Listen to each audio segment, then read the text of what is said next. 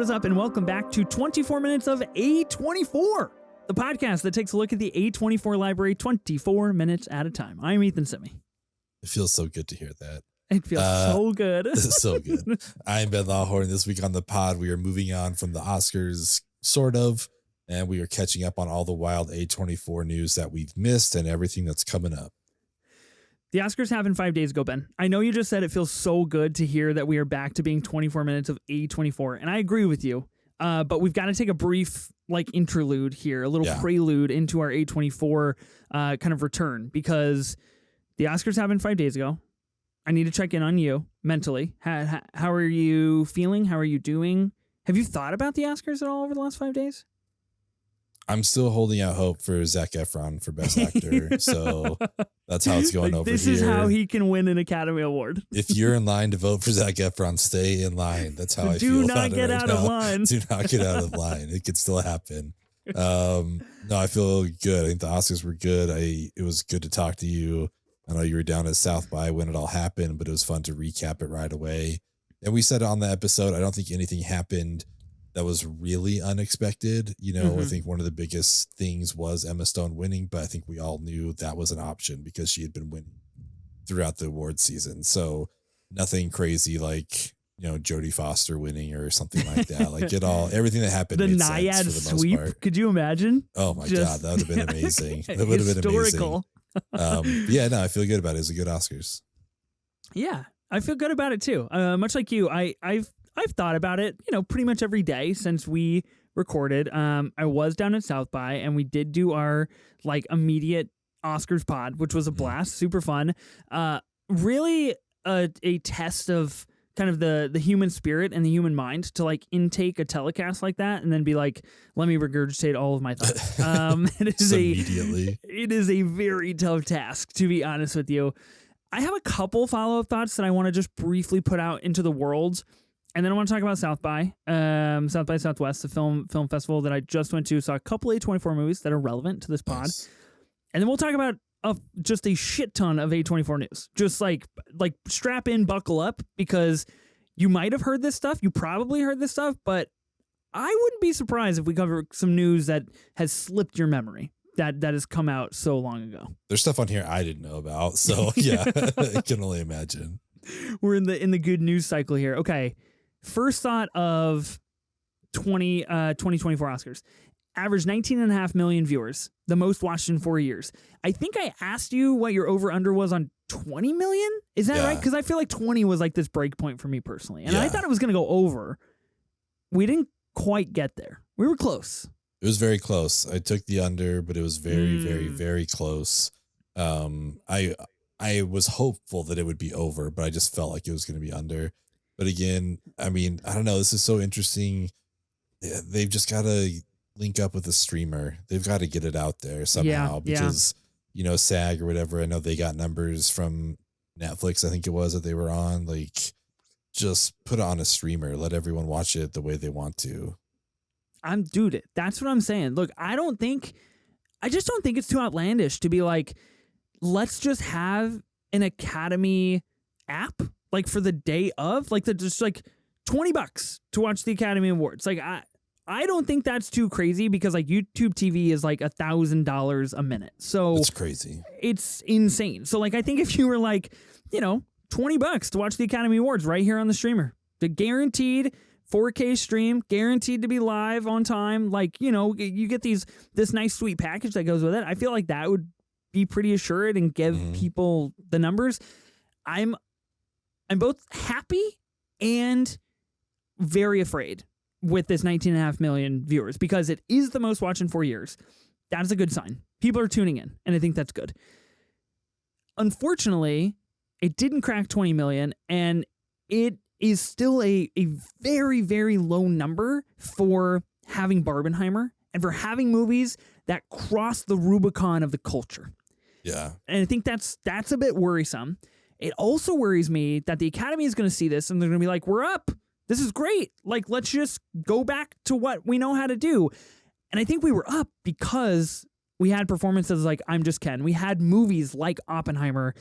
That look, we don't know how 2025 is going to shake out, but they're just not going to have this year. Let's be honest. Like, they're just not going to have another Oppenheimer. So that makes me nervous that they're going to like kind of rest on their laurels a little bit.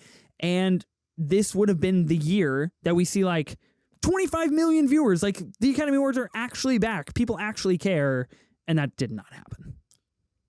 This was the year for it, for sure. I mean, $2 billion movies, you know, out there, not necessarily fighting each other, but, you know, they were both represented. It's kind of crazy that we didn't get more people viewing. I think in the last half hour, they said we got up to almost like 22 million or something like that in the last half hour of the broadcast. Okay. Because they wanted to see if Oppenheimer actually pulled it off, which it did. I wonder, though. I'm curious about that because I wonder if people were more interested in Best Leading Actress. Could be. Or at least the people that tuned in the last half hour knew that we had a race at the end. Yeah. Instead of just tuning in just to hear somebody say Oppenheimer. You know what I mean? But I don't know. I don't know. Anything's possible.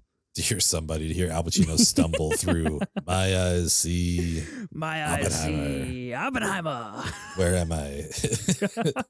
What's going on? I hold true to my take. I think that was an incredible Academy Awards moment. And I think moments like that make me personally very excited because I'm like, Hollywood is weird. And it's just like, it's just strange. And like, it's okay for that shit to happen, and it's funny and it's terrible all at the same time.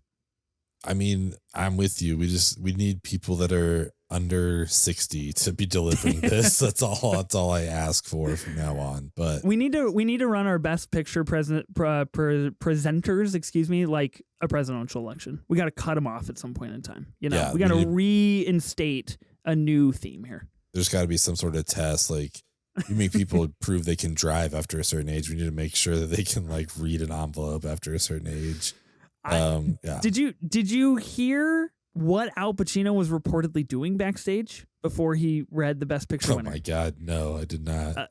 Apparently, I can't remember the newspaper that he was reading, but apparently he was just by himself in the hallway reading a newspaper, just like not doing anything associated with the actual telecast that was happening or the people that were around.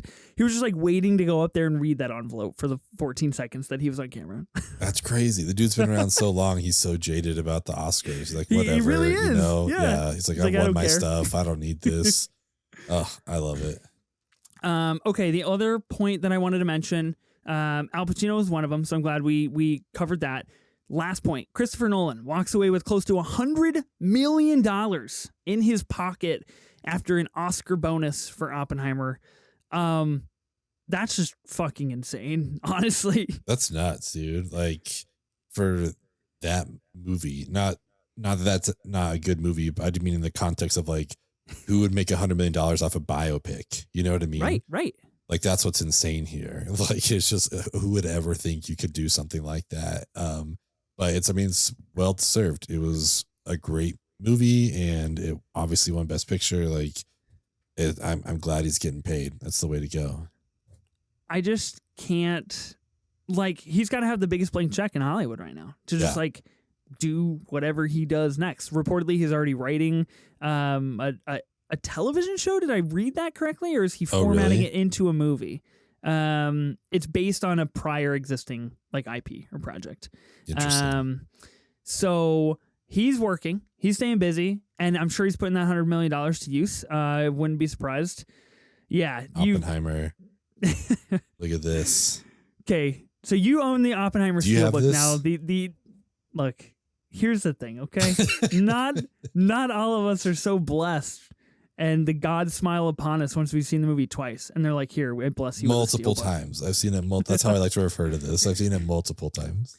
You texted me and you texted Sophie, our co-host of the Movie Draft podcast. If you haven't been listening to that show, go check it out. It's total and complete chaos. We just did a Christopher Nolan collab draft. Yes, we did. We got madness. So much feedback. So insane. Go check it out if you haven't. You texted a picture of that Oppenheimer Steelbook to our group, and you were like, I'm a big fan of Oppie. And Sophie literally replied and was like, you do not deserve to own that. And we do, and we don't have it. We're the people that have spent a day of our lives watching that film. And you're like, yeah, Steelbook. I've seen it twice. Pretty sick. Yeah, we're all equal. We're all the same now. We love this equally. Yeah, we're all big Oppie heads for sure. Yeah. Okay. I feel pretty good. I don't really want to talk anything about 2025 Oscars. I think it's a little bit I love postulating and I love like, ooh, what's coming down the pipeline? Not this early. I feel like that's a little obtuse.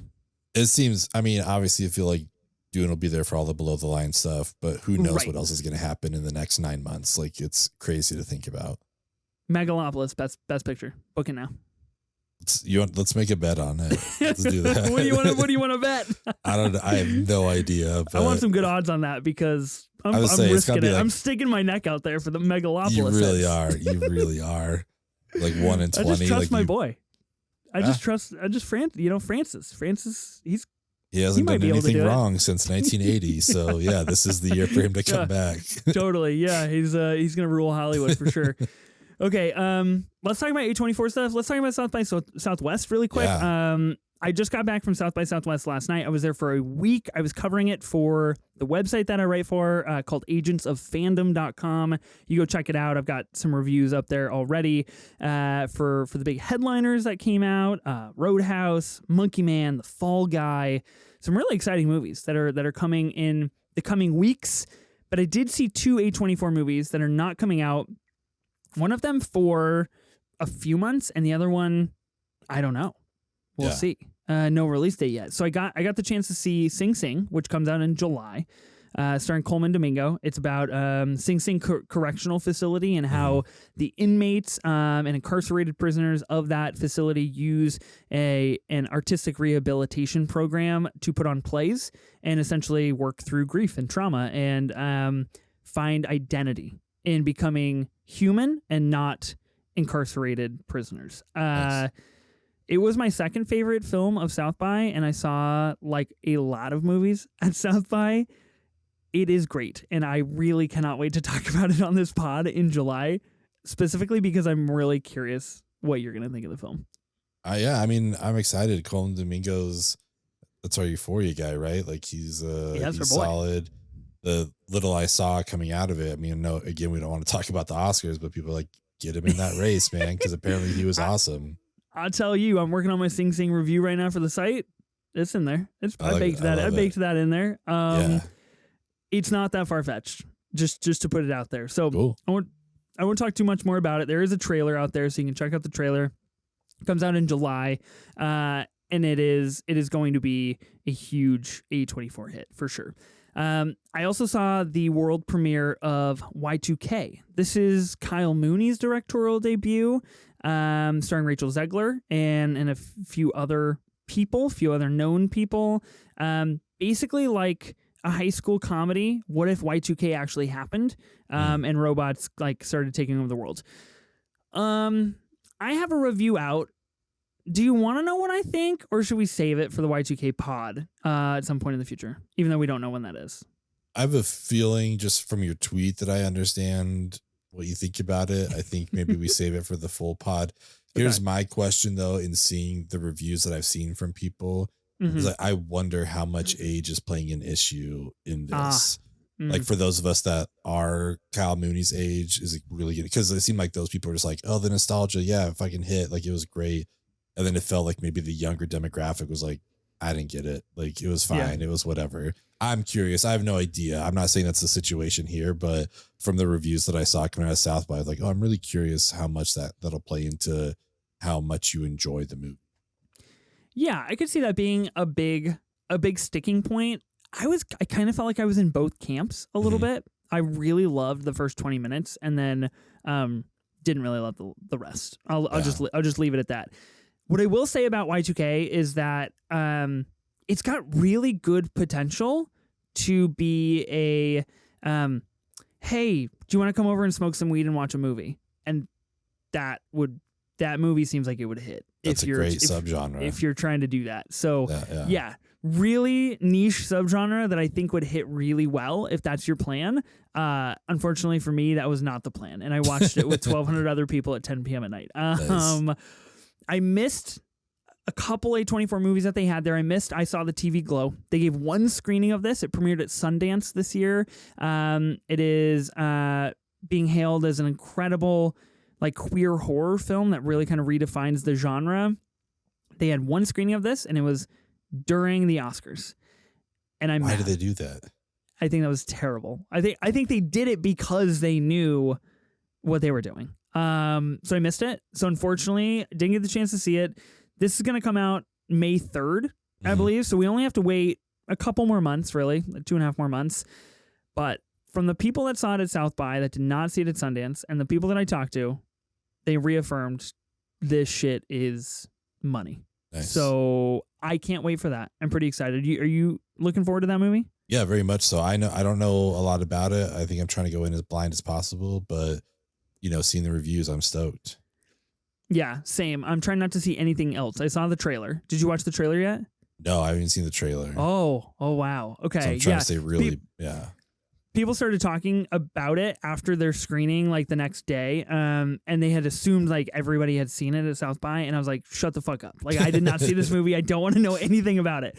Okay, the last South by note here is that Civil War premiered the same time that I flew back home to Portland, and I was so sad and I was so fucked up. I couldn't believe it. I was really bummed out. And apparently it's being hailed as like a masterpiece and Alex Garland's best film ever. Damn.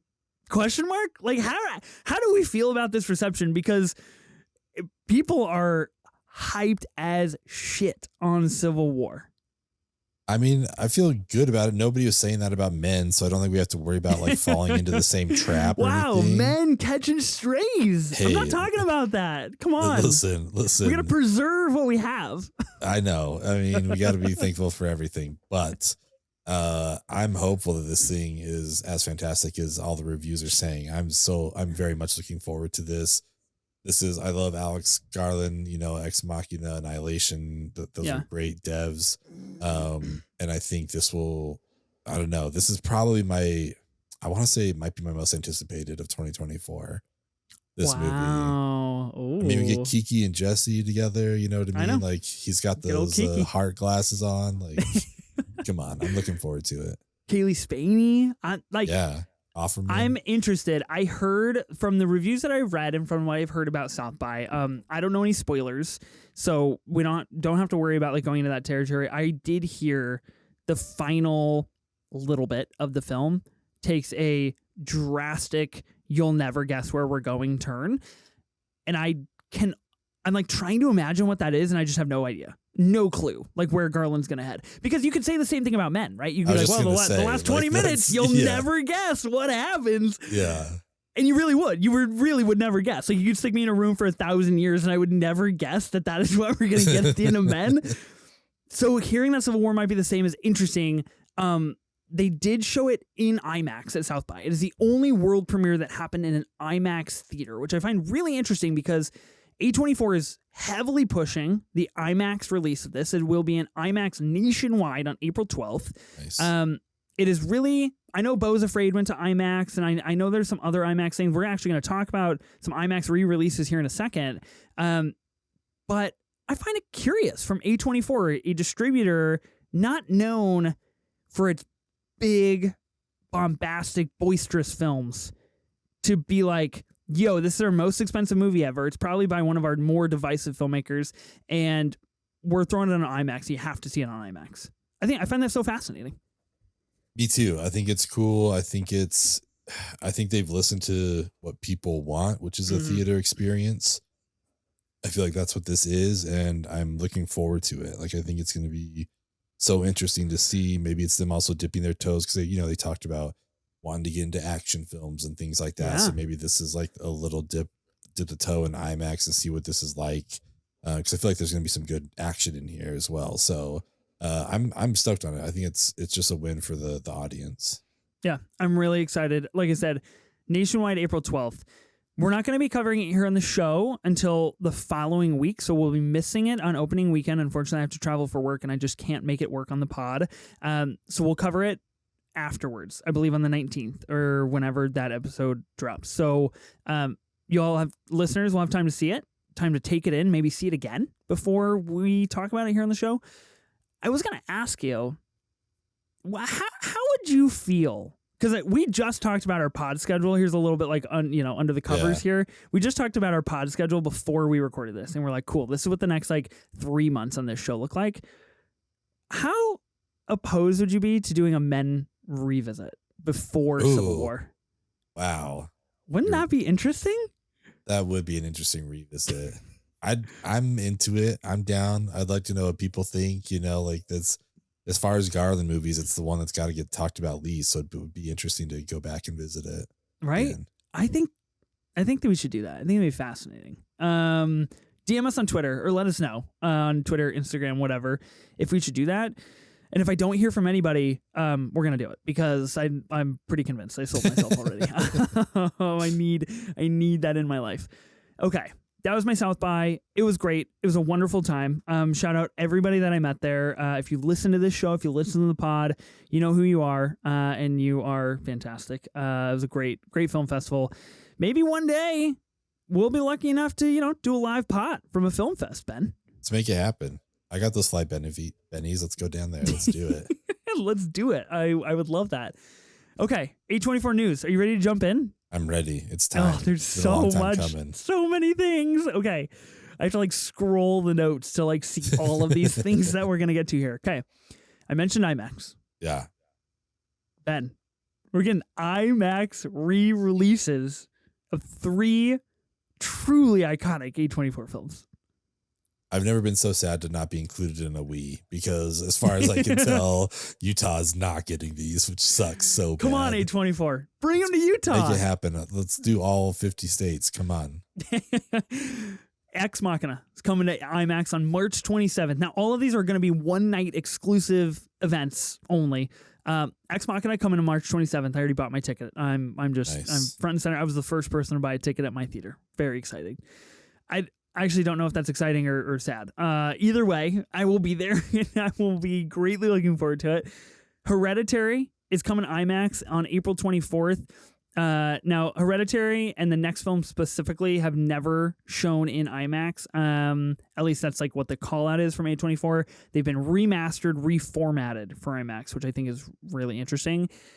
And then, man, that's history right there. Do you understand? It is. May 22nd. Uncut Gems is fucking coming to IMAX. Listen, I might have to come up. Holy shit, I'm gonna come. Yeah. That might be, I might need to come up there. I got to see this in IMAX. I just can't. That was the craziest news to read. I get a notification from Twitter. It's yo, all these movies are coming to IMAX and one of them's Uncut Gems. And I was just what? What reality am I living in? Because that's incredible to me. It's amazing. And honestly, I hate to keep harping on it, but I feel like the Kevin Garnett meme was just why the fuck would you show it to me if I can't have it? That's what I feel like right now, knowing that all these are coming to IMAX and I'm not going to be able to see it. It's why the fuck would you show this to me? Bro, you got to tweet that clip every day and you just got to tag A24 and be bring it to Utah. Bring it to Utah. Please. Shit, dude, I feel so bad for you, honestly. I think you got to come. I think you got to come out to Portland. You got to come. That's, like I said, that's history right there. It is. I feel like Uncut Gems I've seen so many times. I've seen it in the theater a couple of times. I've seen it at a smaller rep theater once. And I've obviously seen it in my home several times. Seeing it on an IMAX screen, I think I like Uncut Gems the most out of these 3. I think they're all very interesting choices to bring to IMAX. But Uncut Gems specifically is going to be absolutely overwhelming in the highest capacity possible. Because that ADR on that movie is so fucking insane. Yeah. And if you're getting that through an IMAX speaker, you're probably gonna have a psychological breakdown in the theater. For sure. Yeah. It's gonna be so intense. Hereditary is a different form of intensity that will bring in IMAX. But yeah, there's just something about the experience of Uncut Gems. I can't even imagine what it's gonna be like. I just can't imagine. When I was at South by Southwest, I did go to a record shop. You know this, Ben. I took one of my free, couple hour periods, and I went to a record shop and I found a Good Time record and I found an Uncut Gems record. Both sealed, both new. I bought them on the spot, flew them all the way home, in an extra bag, and I was like, I gotta have these. And I just I feel like that was the universe telling me that I made the right choice, Yeah. That was the way to go. Yeah, dude. Gems work in mysterious ways, honestly. Should they do this with any other movies? Should they do an IMAX re-release? And I also have one more question for you after you answer this. I mean, it's not a bad idea at all. Like who doesn't love the stuff coming back into the theaters and getting those experiences, and IMAX is amazing. I'm trying to think off the top of my head what I would want to see, what I would want to experience like that. I probably should have thought ahead to this question. But yeah, I mean, I'm sure there's honestly like, fuck it, give me Past Lives in IMAX. Like, I don't care what it is. Just give me, give me anything in IMAX. Yes. Give me Iron Claw. Let me see those wrestling scenes in IMAX. Yeah, look, I'm low key like not opposed to that at all. I'm kind of going through my A24 list here. Obviously, Everything Everywhere All at Once was released in IMAX. Beau Was Afraid was indeed released in IMAX. I was talking to somebody at the fest, and they mentioned The Lighthouse, which I think would be a little interesting. In IMAX for sure. Stop Making Sense, already released in IMAX, of course. Man, like kind of a weird answer, but I think would also be kind of bitchin' would be Under the Silver Lake. Ooh, okay. On IMAX, because that movie gets weird, and like visually, stylistically, audibly, it gets pretty interesting and like divergent, and I think that would be kind of fun on an IMAX screen. Spring Breakers would also be kind of dope. Yeah. Oh yeah. You kidding me? Oh no. You know what they should bring back? Okay, this is it. This is the answer. I figured it out. The Witch. Have fun. Have a great time. I will not be buying a ticket. Yeah, I think they should do this. My other question for you is, does this 1 month apart thing, does that work for you? Because it's only one night a month. We got to wait until March 27th. Then we got to wait until April and then May. I wonder what goes into that. I wonder if this is like a test, and that if this goes well, maybe they'll just continue to do it every month. Like one night a month, we'll get an A24 IMAX release, which would be super cool to have happen. Sick. They're starting out with 3 heavy hitters for sure. So it's like, yeah, let's see how people react to this. Like, do we bring Everything Everywhere back to IMAX? Like, let's see how this goes. So I'm into it. Obviously, selfishly, I want more, but I think once a month is just like it's a great amount where you just like, you can mix it in, because they're also obviously putting out all these other movies as well that I don't want to like cut into. So I think this makes sense. Yeah, I think it does. And all of these are Wednesdays, of course, which I think is a pretty savvy business decision from A24, because whatever is going to be stealing the IMAX screen for that opening weekend will take it over on Thursday. Yeah. So they kind of found this sweet spot where maybe nothing has the IMAX screen that night, and they can link with IMAX and figure out some kind of deal to kind of free that screen up and make those work.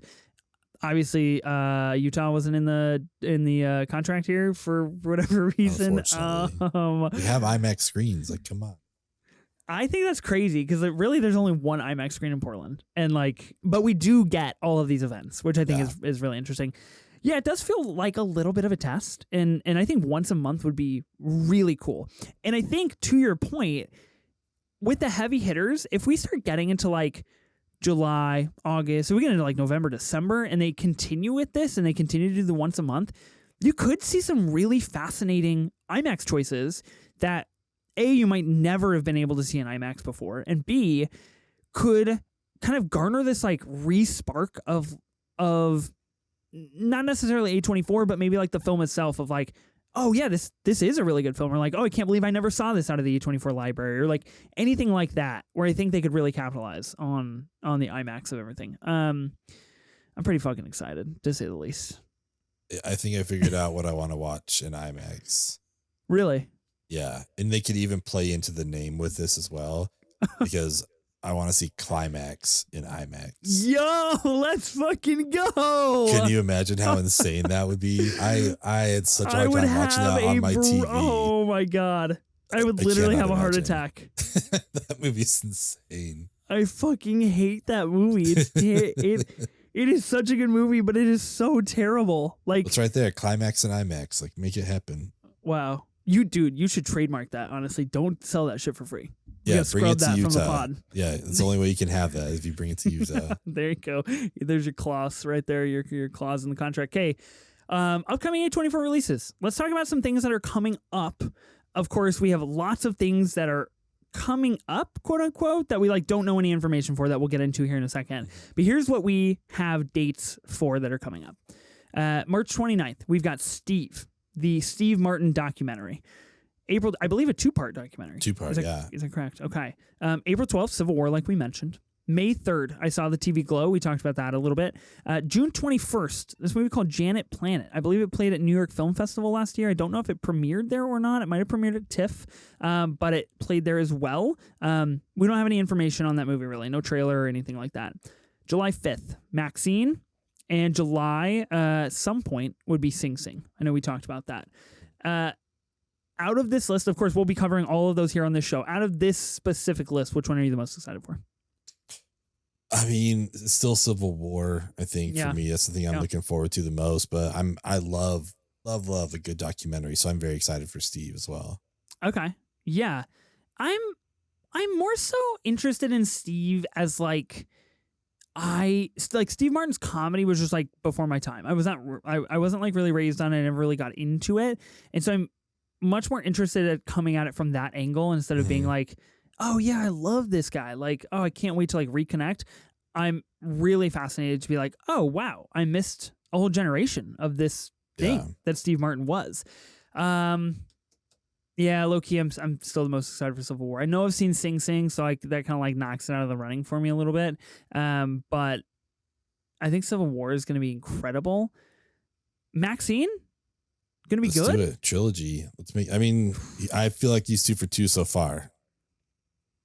Yeah, I feel like it's 2 for 2. I think Maxine will be fascinating because, like I said, July 5th. You want to know the cast for Maxine? Because I feel like this plays a large part in how excited I am for this movie. Yeah. Of course, starring Mia Goth. No surprise. Halsey, Giancarlo Esposito, Michelle Monaghan, Elizabeth Debicki, Lily Collins, and Kevin Bacon. That's a cast, dude. That's a fucking money squad right there. Yeah, that's solid for sure. Elizabeth Debicki, I'm sold. Giancarlo Esposito. Bugging out. Let's do this. I love it. I'm ready.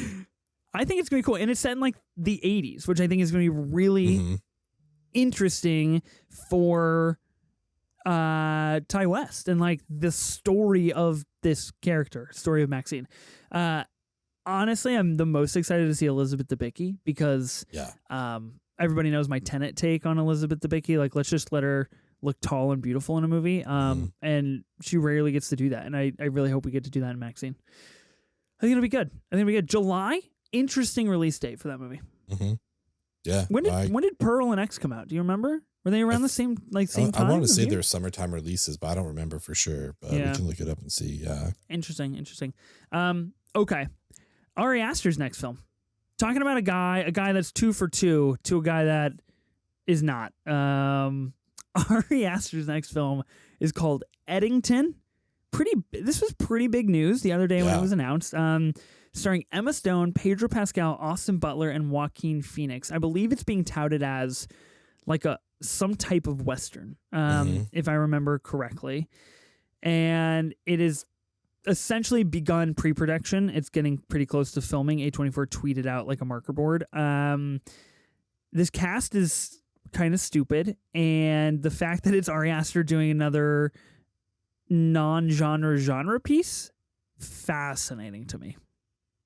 I'm actually very excited about this, even with my feelings with Beau is Afraid, and I think it's partly because Beau is Afraid. I think I know like, okay, he's gonna do something different. Don't go ready for Midsommar 2, like just go in ready for a Western. So I'm really looking forward to it. This, like you said, this cast is just stupid. It's amazing. The people that he's got, we only have 4 people, but like it's amazing people that he has right now. So super optimistic. I'm ready for it. Yeah, same. It's an upcoming American contemporary Western film written and directed by Ari Aster. Yeah. I think coming off of the heels of Beau is Afraid, I think that's really opened up my mind to like what Ari is capable of and the directions he might go. And like you said, like I'm not going into it expecting Midsommar 2. Like I'm not expecting anything in that vein. So seeing this cast connected with Ari Aster and his weird ass brain And seeing that it's going to be a contemporary Western film, I genuinely have zero idea what that means and how these pieces are going to work together. I mean, we're looking at like fall 2025 here, right? Like we're looking at some time. It's going to be a minute for sure, but I think it's going to be worth it. I think, I think he's my feelings on Boa's side. Like, it was technically a great film. Like, he did a great job. So I'm excited to see what he does with it. Yeah. I wonder if they're going to put that in IMAX too. Now, every time that we get this announcement of like a big movie, I'm going to be very curious how we're going to go with IMAX. Are you going to make me rewatch Bo before we watch this? Is that the, if you're making me rewatch Men? Yeah. Oh, all right. 1,000,000%. There's zero question about it. So we know for sure we're getting a Bo rewatch at some point in the future. Okay, the next piece of news. There is a movie called Materialists. Speaking of Pedro Pascal, this movie is going to star Pedro Pascal, Chris Evans, and Dakota Johnson. Now, this is going to be Celine Song's next film, coming off of Past Lives. She's going to be making this film. Follows a high-end matchmaker who gets involved with a wealthy man. Where are you at on Chris Evans? Where is there to be on Chris Evans? What do you mean? Like, that's America's ass. You know what I mean? Like, I'm super on board. So you're ultra pro Evans. Okay. Yeah, I'm curious who wouldn't be. Is that you? Do you fall into that? Well, can I just notify you of some of the movies he's made in the last few years here? Free Guy, The Gray Man, Ghosted, and Pain Hustlers. All exceptionally poor films. Yeah. So I'm just reading IMDb. I'm just trying to put it out there in the universe. I'm not saying I'm out on Chris Evans. I'm just saying I want Chris Evans to pick better projects like Materialists. I mean, that's totally fair. I did appreciate that you left out Don't Look Up. Hey, that's a good flick. Yeah. Hey, yes, it is. Free Guy is a 7.1. Don't Look Up is a 7.2. It is not that different on the IMDb rankings. But Free Guy, IMDb must have switched the numbers because I'm pretty sure they meant 1.7. That's how I read that. Yeah, I don't know. I'm curious to see because obviously we know he can do stuff, like Knives Out and the Defending Jacob TV show. Like, he can be good. It's just, like you said, we got to pick better stuff. Get me back to Snowpiercer. Yeah, exactly. Bring me back to Snowpiercer, mate. Let's make something really, really cool. I just wanted to pick cool projects. He also has 4 films that are upcoming. I wanted to call out, of course, Materialist that we're talking about right now is rumored on IMDb, so I don't know what that means. He's rumored to be in another movie called Honey Don't, which is apparently Ethan Cohen's next movie after Drive Away Dolls, and it's going to be like part of a trilogy. Red One, which I know we just talked about how we want Chris Evans to make better choices. Red One is about the worst choice that you could make moving forward. It is a movie described essentially as a brand play for Netflix to sell merchandise. So that's a tough beat. And then an untitled Gene Kelly film, which my interest is piqued. Yeah, that's very interesting. So that's very interesting. Again, not out on Chris Evans. I like him in something like this with Materialists, but we got to stick to projects like this. Celine Song's next movie, coming off of Past Lives. How you feeling? Because I don't know. Past Lives, perfect movie. I don't know what else to tell you. Yeah, and it's her story, which is like so important to that film is how much she put into that. I think that's kind of the saying of like, you have your whole life to write your first album and then you have a year to write your second album kind of thing. Whoa. And that's kind of what this is. Like, she had her whole life to write her first movie. And now it's just like, all right, what's the next one? It's like, well, I don't know. That one was my literal life. So I'm curious to see what she does with this. I'll be there for sure. Yeah, I'm optimistic about it, but obviously this is going to be a very different story. I'm super nervous because we're going from a movie with essentially no true blue movie stars, right? I mean, you could make the argument for Greta Lee, for TOU, and for John Magaro coming off of this film that they are definitely in the conversation. Mm-hmm. But you move to a cast that has Pedro Pascal, Chris Evans, and Dakota Johnson's all very notable Hollywood movie stars. They are names that people are very associated with. That makes me nervous because then you get something much bigger than what Celine has worked on in the past. Yeah. You want to know? Well, here's what I want to know first. Where are you at on Dakota Johnson post Madam Web? I'm still here. Me too. Here. I've still got my season ticket. I'm locked and loaded for every show. Yeah, let's make it happen. I think she was great in Cha Cha Real Smooth. I think she's just had an unfortunate bad run of things. I'm kind of out on Pedro Pascal. I know that's a really hot take, but he's kind of in everything right now, and it's just not, I'm not here for it. I mean, that's a take, that's an opinion to have, and I appreciate it. He is kind of in everything, but this also feels like the opposite of Chris Evans, where it's like the stuff he's been in has been solid. I feel he's been great in it all. So yeah, I don't know. We'll see. Yeah, that's fair. You're a big fan of The Bubble, right? Netflix's Judd Apatow. Big fan of The Bubble. Yeah. Yeah. Huge Bubble guy. Yeah. I don't know. I'm just like, he's got 7 upcoming projects, and it's like just got cast as Reed Richards in the MCU. So he's going to be like the face of the MCU for the next decade. I don't know. I got to turn around my take. I got to warm up to this guy because I'm going to be seeing him everywhere for my whole life. Yeah. Yeah, I think very interesting movie. Very interesting to say the least. Of course, no release date or anything like that. I mean, we're probably looking at like 2026 or something. Like, that's got to be far out. Got to be really far out. Okay. Next one on the list. Dwayne Johnson. Dwayne Johnson says he will begin filming his A24 drama, The Smashing Machine, soon and before his live-action Moana film. Now, this film is going to be directed by Benny Safdie. That's a very dense sentence to try to deconstruct about what we're doing here.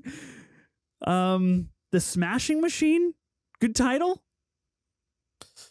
I mean, there's just so many ways to take that. That's like so interesting to me. I'm very curious about this. Obviously my first thought is The Wrestler, but Benny Safdie isn't Darren Aronofsky. And The Rock isn't Mickey Rourke. So I'm curious to see what this is going to be like. Wasn't there rumors too, or discussions of like Emily Blunt's joining them on this project as well? Yep, I believe she's billed in this cast. And the movie is a story of mixed martial arts and UFC champion Mark Kerr. I don't know who that is, and I'm unfamiliar with that story. But I very much agree with you. I'm just like, whoa, The Wrestler. That I don't know. That it's just hard to like break away from that immediate thought.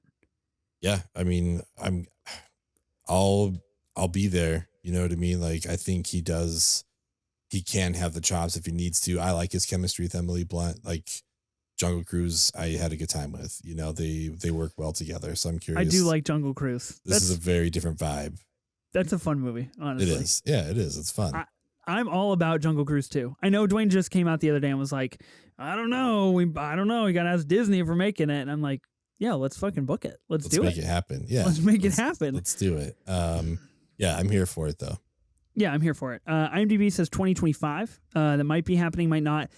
I'm really interested in the Benny Safdie of everything, obviously, because Benny Safdie did just recently do The Curse with Nathan Fielder and Emma Stone. He starred in that and directed that.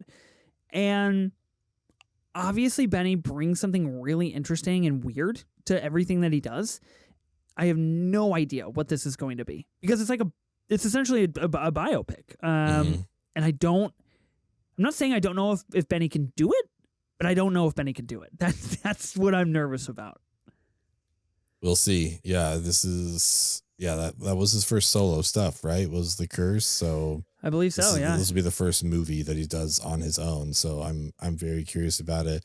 He obviously knows what he's doing, but it'll be interesting to see what just his flavor is on its own. Yeah. I feel like we can go to some dark places, and I hope we do. I hope we go there. Okay, next on the docket. Elizabeth Olsen, Callum Turner, and Miles Teller to star in David Frayn's rom-com Eternity.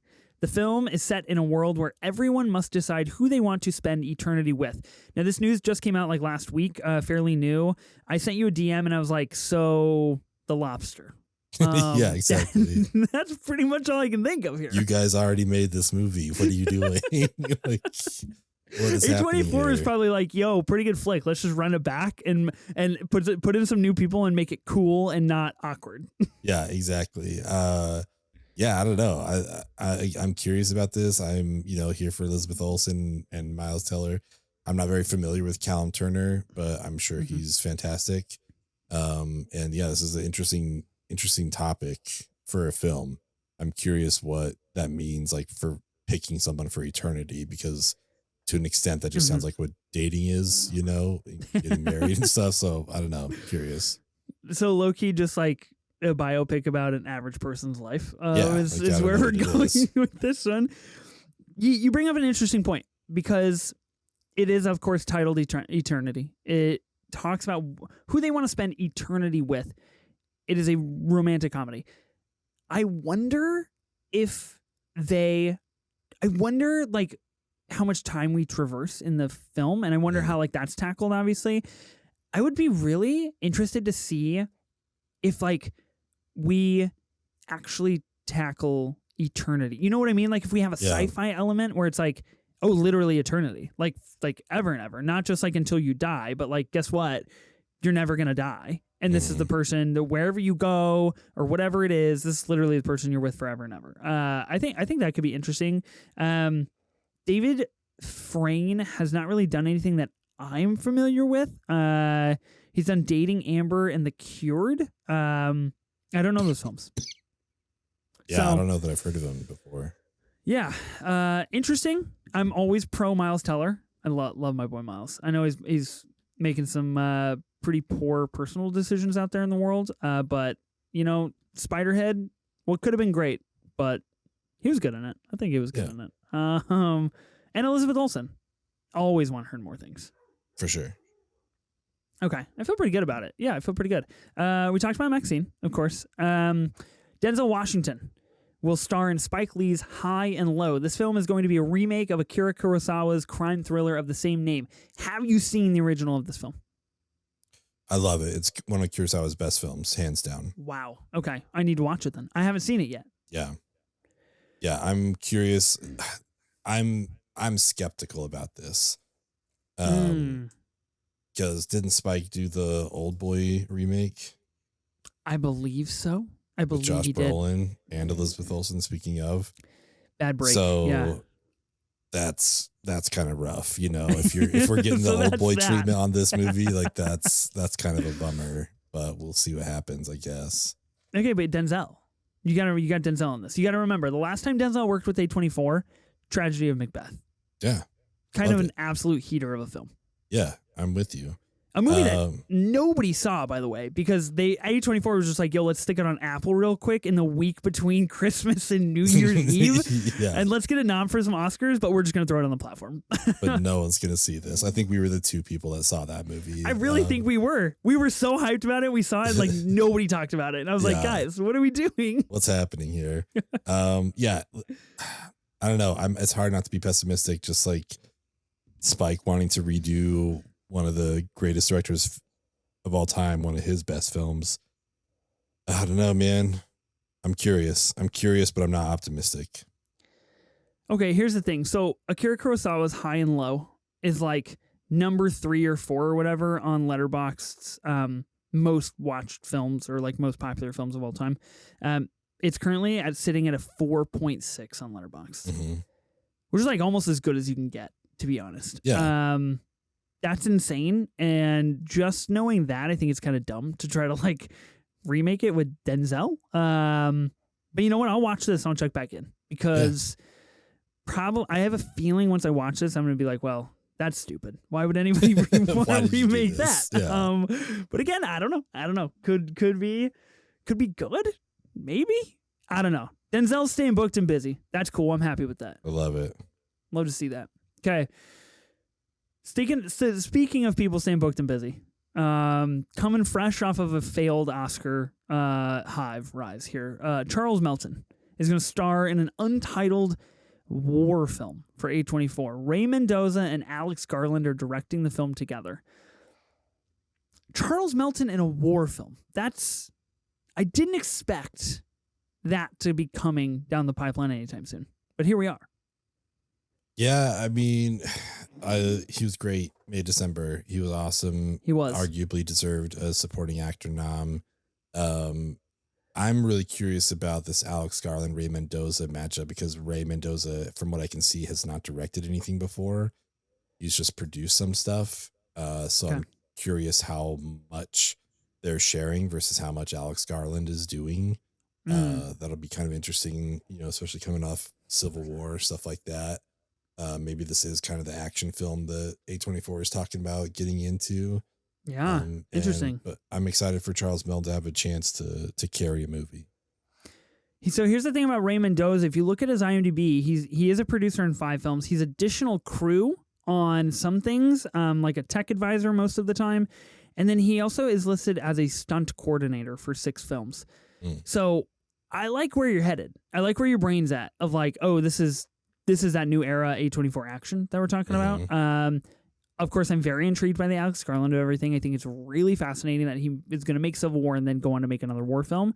I think that's saying something there for sure. I don't know what we're saying because I haven't seen Civil War yet, but I think we're trying to unpack a lot there. And yeah, I think A24 is definitely wants to get in the Charles Melton game, and I think they're smart to do so. For sure. Yeah, that'll be interesting. I feel like that's one of those pieces of news where it's like, you probably didn't see this because like it just happened and then nobody really talked about it and then it just like disappeared. But it's real. It's a real piece of news. Okay, I got a few more things here. Martin and Francesca Scorsese are writing a book together for A24. That's kind of wild. That's a win, and I'm very curious to see what this book is going to be for sure. Is it like it's not like a script, right? It's like a book. I guess, yeah. I mean, I can't imagine it's a script, but I'm curious what this collab is. Like, are they going over A24 films, and talking about it? Because interesting, like a retrospective or something. Wasn't he big on like Good Time? Like he really liked that movie, I believe. If you tell me he is, of course I'm going to believe that. I mean, Marty's got taste, That's true. This is true. So yeah, I'm very curious. They'll take some time away from TikTok to put this book together. I'm ready for it. From TikTok and watching Ryan Gosling perform at the Oscars. Yes. And dancing along with this performance. Yeah, I don't know what the fuck that means. We're writing a book together for A24. The only books that A24 has are script books, of course, obviously, for some major films. So I don't think there's a lot to like break down and analyze here other than the fact that like A24 probably shelled out a fucking bag to get this project in the works and moving here. And I think when this officially, like, I think when A24 tweets out, like, from Martin and Francesca Scorsese, this blah, blah, blah, the A24 book, I think Twitter might cease to exist. I think film Twitter will implode. Throwing the bag at them is the right move, for sure. I mean, this is like, again, not to be morbid, but might be the last thing he writes, Can you imagine having Marty's book? Like, that's fantastic. Jesus. Yeah, incredible. Do you think that they went the book route because they might not have been able to get him to direct something that they would eventually produce or distribute? Yeah, I think it's just like, we just want to work with you in any capacity. What do you want to do? He's like, I want to write a book of my daughter. Fucking sold. Great. Here's the money. Here's the bag. Yeah, that's the way. Yeah. Here's the wire. Don't cash until tomorrow. I got to move some funds around. Yeah. I got to move some stuff around, but it's you. I like it. I love it. Okay, 2 more things.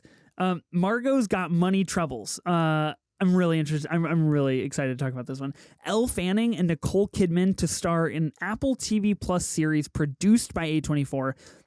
I think important to note, of course, A24 generally a distribution company. I know our whole pod is built around them. They don't necessarily make movies. They just buy them and distribute them in very strange ways, which is why they're famous. So to know that they're producing a television show is important. They do produce films and television shows from time to time. Of course, they did produce The Curse. They did produce The Idol, things like that. It seems like they're doing a lot more on the producing side with television as of late. So just to note. Now, this show follows the daughter of a former pro wrestler who, after having an affair with her college English professor, gets pregnant and turns to OnlyFans to make ends meet. Wow. A24 is so back. What a log line that is, man. Like, why is the fact that she's the daughter of a former wrestler matter? I have no idea, but I love that it's in there. Yeah, exactly. What is this? Why, in the context of the rest of the sentence, why do I care? It makes no sense, but I mean, Elle Fanning's great. I'm hot and cold on Nicole Kidman, but Elle Fanning, I'm pretty pro on, so I'm excited about this. Okay, but Nicole Kidman in Killing with Sacred Deer. Let's get things straight. Yeah. Incredible. Yeah. She's not Russell Crowe. She's not like always bad. Like she's. Okay. I'm wait. Can we diverge for a second here, because listeners are pretty aware of your Russell Crowe takes. If they're not by now, that I'm sure they garnered it from what you just said. I just watched Les Mis for the first time last night. The movie with Russell Crowe. No, I got it. Yeah. Have you seen that film? Unfortunately, I have. Yes. No, really? You don't like it? I don't like him in it. Let me tell you something right now. Russell Crowe, best part of that movie. Oh my undoubtedly. God. I have to go wrap this up. His song that he sings on the balcony and then right before he descends to his death, two best songs in the whole fucking movie. We got to get Russell Crowe in more musicals. Let's make it happen, A24. Dick's the musical too. Let's get Russell Crowe in there. Russell Crowe attacks. Yeah. Man, tough. Les Mis, great movie. Yeah, I am really interested in this television show. What I find so fascinating when it comes to A24 producing television shows, I mentioned The Curse, I mentioned The Idol, of course, Euphoria. Mm-hmm. All shows, The Curse less so, but all shows that really push the sexual boundary of what is being presented in the context that it's being presented in. This seems like it will be no different. It seems like it is very much going to fit in that mold. Euphoria works very well because of that. The Idol does not work at all because of that. Yeah. So, I don't know. We've been hit and miss with this. This seems like a hit because you've got Elle Fanning, Nicole Kidman. You don't have like a Sam Levinson attached. You don't have The Weeknd attached, like kind of toxic people and things. Like these are people that know how to act and they know how to make a project, right? So I feel like we're up on this one. Yeah, I'm optimistic about it. I think it's going to be very interesting. Like you said, they are comfortable pushing those boundaries, and this definitely seems like it's going to do that. So yeah, I'm ready for it. Okay, last piece of news to note here. Ana de Armas is going to star as twins in an A24 fantasy epic from director Nicholas Ash Bateman and executive producer David Lowery. She's also going to help produce the film. Gosh, anytime you get two of Ana de Armas in a film, I'm not going to say no. I think she was one of the best parts of No Time to Die, and I would have loved to see more of her. I believe she's also in Ballerina, the upcoming John Wick spinoff, if I'm not mistaken. It's true. She's absolutely phenomenal in Blade Runner 2049. So I'm in on this, like pretty big. Yeah, interesting. Just looking up Nicholas Ash Bateman, looked like he's done a lot of stuff with the VFX. He worked on Knock at the Cabin. He worked on The Green Knight. Nice. Okay. He did Y2K. I mean, speaking of The Green Knight, obviously David Lowery, produced and directed The Green Knight.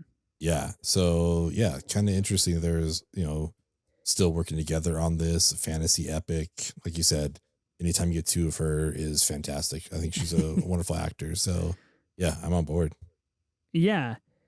It's interesting with David Lowery because he's kind of one of the only, if not the only person that is really perfected like the Hollywood one for me, one for you situation, because he will make a movie like Pete's Dragon for Disney, and then he'll make a movie like A Ghost Story, and then he'll make The Green Knight for A24 as well, and then he'll go and make like Peter Pan and Wendy for Disney. So I'm fascinated with that.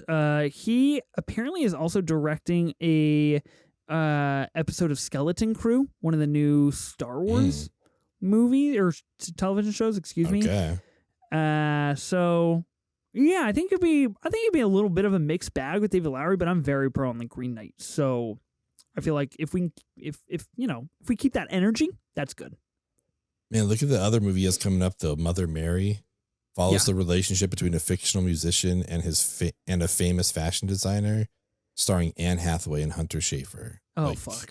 Oh, we're so in. Michaela Cole is in it too. Michaela Cole, yeah.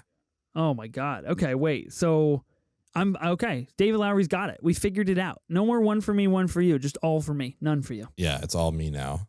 Why not? It's all me now, baby. That's crazy. Wow. Okay. Yeah, I'm excited. I hope David Lowery has some good influence on that film as the executive producer. I agree as well. Like we said, 2 on a day armistice. Not a bad situation to be in. I feel like that's going to be pretty interesting. Of course, she also unfortunately made Ghosted with Chris Evans. So you've always got that hanging around. What can you do? Bad beat. Yeah. What are you going to do? Okay. That kind of covers all of the little news points that we wanted to hit here on the show. Is there anything I forgot? Is there anything that you're like the most excited about out of all of this where you're just like, man, I need this now? Well, I don't need it anymore because I have it. God damn I have it. the steelbook of the Best Picture winner that you I can't don't believe have. it's still sealed. That proves that you don't care. Are you gonna are you gonna keep it sealed or are you gonna unseal that thing? It's precious. I'll open it when it needs to be opened. Okay, so in like 6 years when you're like, I guess I have to rewatch it for the pod. Something like that, yeah. Or if anyone wants to buy it from me for $100, I'll do that too. But yeah. Oh, I didn't know it was for sale. Well, this is interesting. We'll see. I might take that offline. I might shoot you text about this. Yeah, I think there's a lot of good stuff coming down the A24 pipeline. For sure. And a lot of different stuff. Of course, we talked about like the action. We've got rom-com, we've got fantasy, we've got epics, we've got weird stuff, biopics, and like everything in between. So I think there's a lot of cool things. I think we're going to have a pretty wild couple of months coming up for listeners of the show. I guess we'll give you a little bit of a preview. Next week, we're doing Love Lies Bleeding. Mm-hmm. I cannot hear enough good things about this movie, so I can't wait to check it out. And we've got like probably 10 episodes of just new things. We've got Problemista coming. We've got Steve. We're going to talk about Has Been Hotel, the animated series from A24. Of course, Civil War. We've got The Sympathizer coming up from Park Chan-wook, starring now Academy Award winner Robert Downey Jr. I saw the TV Glow. We've got a couple stand-up comedy shows. Might throw Men in there. Got some good stuff coming down so much good stuff coming down the pipeline. 2024, man. It's the A24, A2024. This is the year. I think they knew. I think they knew what they were doing. Yeah, this has got to be it. So, yeah, I'm looking forward to it. Let us know what you guys are looking forward to this year. If there's a rewatch you want us to do or anything like that, we're obviously down for any of those suggestions. Should we rewatch Men? Let us know. Yes. I guess. I don't know. Who knows if we should rewatch it. Please say yes. Let us know. Let us know what you're looking forward to this year. You can find us on Twitter and Instagram at 24 Minutes of A24. You can also find us on YouTube, where you can watch our beautiful faces talk about all these movies, and we have guests on all the time. I'm excited to have our guests. You can see the Oppenheimer Steelbook in person. Yeah, you can see it on your computer or TV, but in person. Yeah, DM me. You can come see it in person. I'll let you hold it. For a price, for $4, you can hold it. You're gonna fucking whore that thing out, dude. You gotta stop. That's my baby. Stop. I know, the precious winner. But yeah, thank you everyone for your support. Glad to be back doing A24 stuff. This is gonna be fun.